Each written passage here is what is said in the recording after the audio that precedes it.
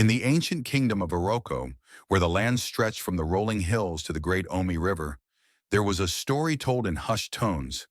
It was about the Oba's treasure, a chest filled with gold, ivory, and jewels, said to be cursed by the spirits of the forest. The treasure had been lost for generations, hidden in the forbidden groves where no man dared to tread. Oba Adero, the current king, was a wise and just ruler, but his reign was shadowed by the whispers of this lost fortune. Many believed that whoever recovered the treasure would hold unimaginable power, but it was also said that the spirits would exact a heavy price for their greed. One fateful evening, a young hunter named Ikenna overheard elders recounting the tale of the treasure.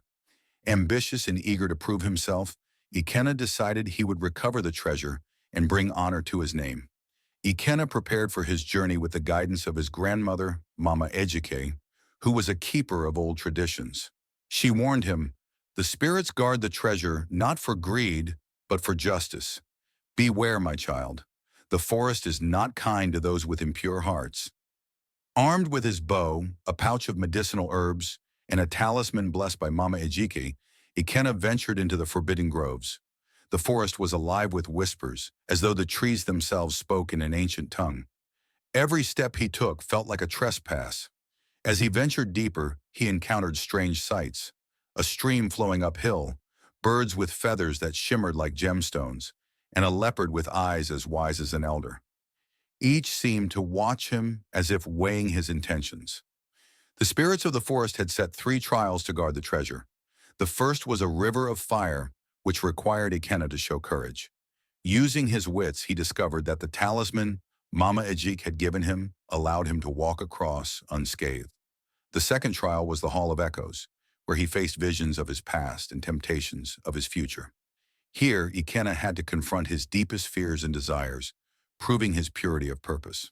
The final trial was a riddle posed by the forest spirit herself, who appeared as a towering figure made of roots and leaves. Her voice was the sound of rustling trees. "What is the greatest treasure a man can hold yet cannot possess?" After much thought, Ikenna answered, "Wisdom." Satisfied, the spirit allowed him to pass. At last, Ikenna found the treasure hidden within a hollowed baobab tree. Its beauty was blinding, but as he reached for the chest, the spirit's voice echoed, "Take only what you need, for greed will awaken the curse." Remembering Mama Ajik's warnings, Ikenna took only a single golden figurine and left the rest. As he returned to the village, the treasure's curse followed him in the form of envy. The villagers, seeing his prize, demanded more. Against Ikenna's wishes, a group of men formed an expedition to recover the rest of the treasure. They ignored his warnings and paid the ultimate price, never returning from the forest. Years later, Ikenna's story became a lesson passed down through generations. The treasure remained in the forest, untouched, and the land prospered under the wisdom that greed would bring ruin. Ikenna, now an elder, taught his grandchildren that the true treasures of life were not gold and jewels, but wisdom, love, and harmony with the land. Story number 2, The Sky Maiden, a tale of love, sacrifice, and legend. In the village of Nimba, perched high on the edge of a plateau, a young warrior named Olumide lived. Known for his strength and bravery, he had one weakness. He could never resist a good story. And the most enchanting story of all was the legend of the Sky Maiden. The Sky Maiden, it was said, descended from the heavens to bathe in a hidden lake on the night of the full moon. Those who saw her beauty were said to be blessed, but those who tried to claim her would bring misfortune upon themselves. One night, Olumide decided he had to see the Sky Maiden for himself. Armed with his spear and shield, he followed the path to the hidden lake, guided by moonlight. As Olumide reached the lake, he hid behind a thicket of reeds. Just as the elders had said, the Sky Maiden appeared, her form shimmering like the stars. She sang a song so beautiful that even the wind seemed to pause to listen. Unable to resist, Olumide revealed himself. "Who are you?" he asked. The maiden, startled but unafraid, replied, "I am Adana, a daughter of the sky. Why have you come?"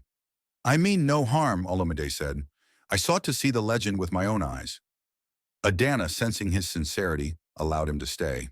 But she warned, "You must promise never to speak of me to anyone. If you do, the bond between the sky and earth will break." Olamide agreed, and thus began their secret meetings.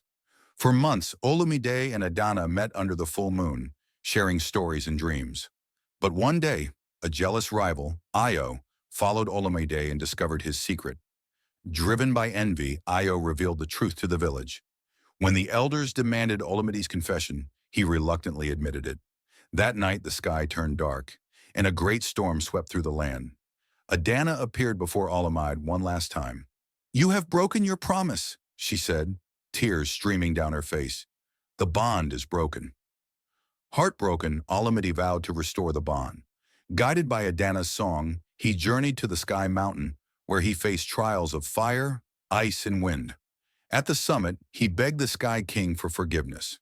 The Sky King, moved by Olamide's sincerity, granted him a chance to restore the bond. Olamide had to give up his earthly life and join the Sky Maidens as a guardian.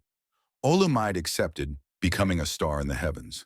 From that day on, his light shone brightly, a reminder of his bravery and love.